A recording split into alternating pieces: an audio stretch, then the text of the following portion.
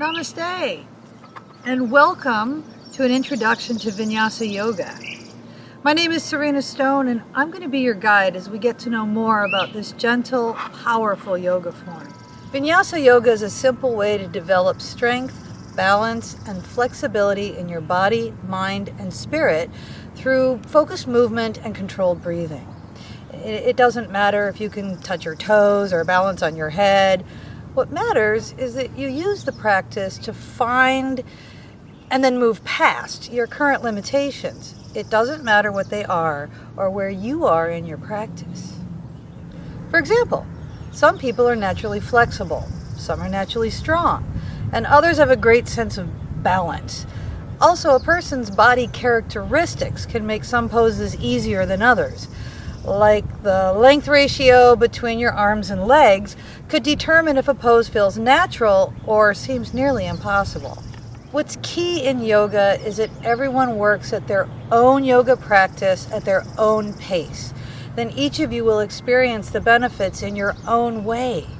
As we go through this video, we'll show you how some of the poses can look, but we'll also show you what they might look like when a beginner, like me, does them.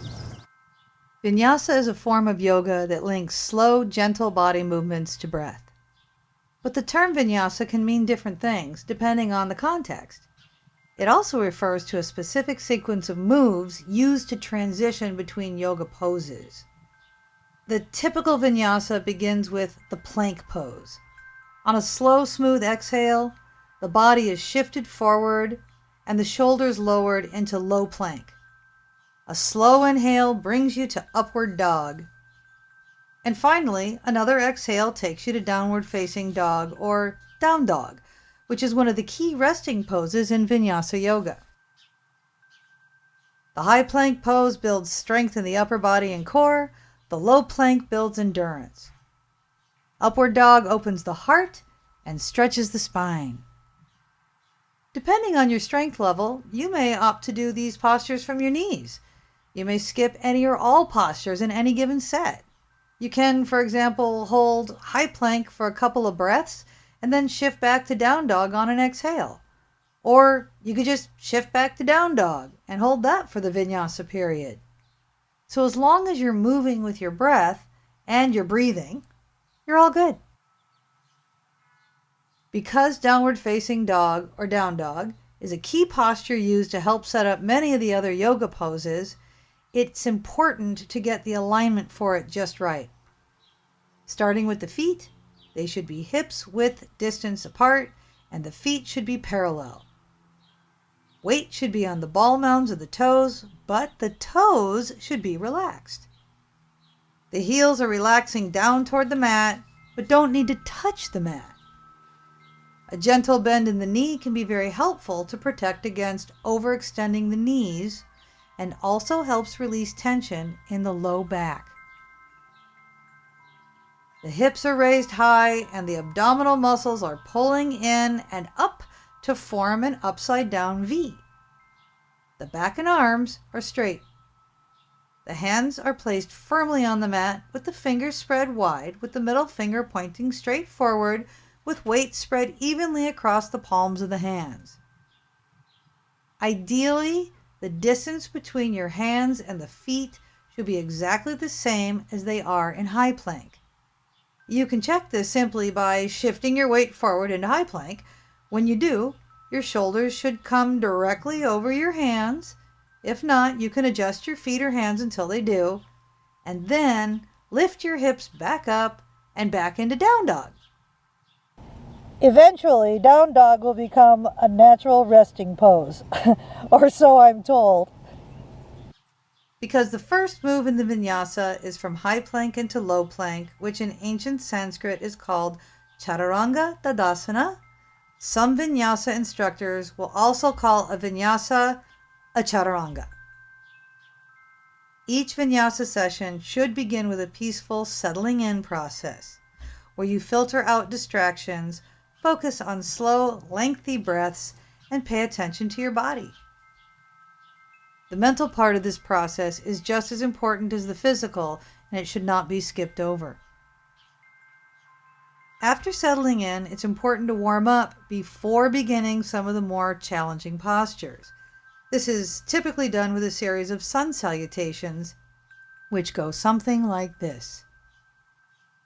From downward dog, inhale, look up, and step or hop your feet to the front of the mat into a forward fold. Let your head hang heavy for a breath, and then inhale to Tadasana or mountain pose. Exhale, back to the forward fold.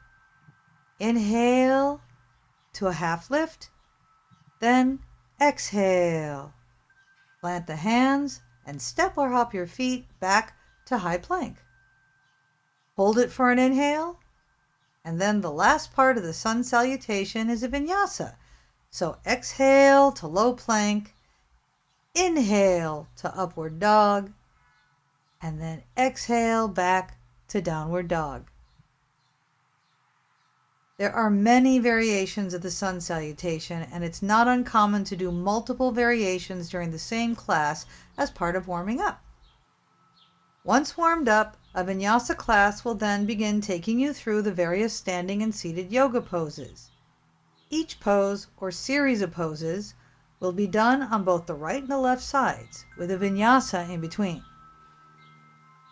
Each of the poses is designed to strengthen or stretch different parts of the body or to challenge a person's balance.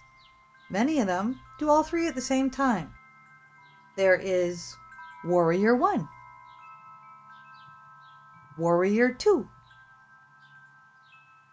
Warrior 3, Crescent Lunge, Chair Pose or Utkatasana, or Mountain, Pigeon, or any number of other poses that can be used in a vinyasa session in different patterns to work and challenge the body and mind. Toward the end of a vinyasa class, it is common to do one or more inversion poses. Inversions are where you lift your hips above your heart and take the weight off your feet.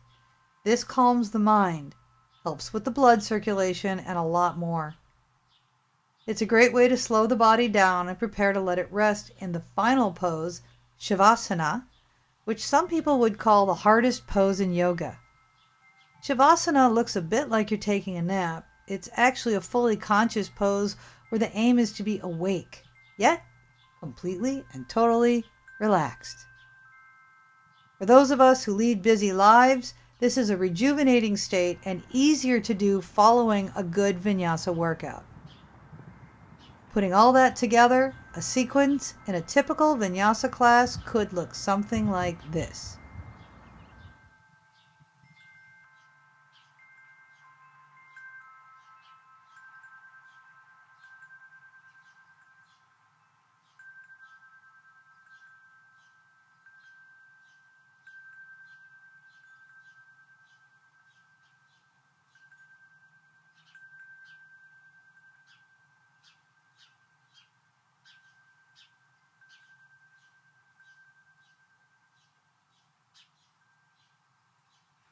So no matter what your current physical capabilities may be, Vinyasa Yoga can improve your strength, stamina, posture, ease pain, and help clear the mind. And it's really fun too. So what are you waiting for? There's probably a small, friendly yoga studio near you right now. Vinyasa Yoga is a surprisingly challenging way to honor your body and build energy. It'll help you see the light inside of yourself and help you see it in others as well. So we conclude each session with Namaste, a special gesture and saying to acknowledge the light in all of us. It's like saying, the light in my heart acknowledges the light in your heart. So from my heart to yours, peace and namaste.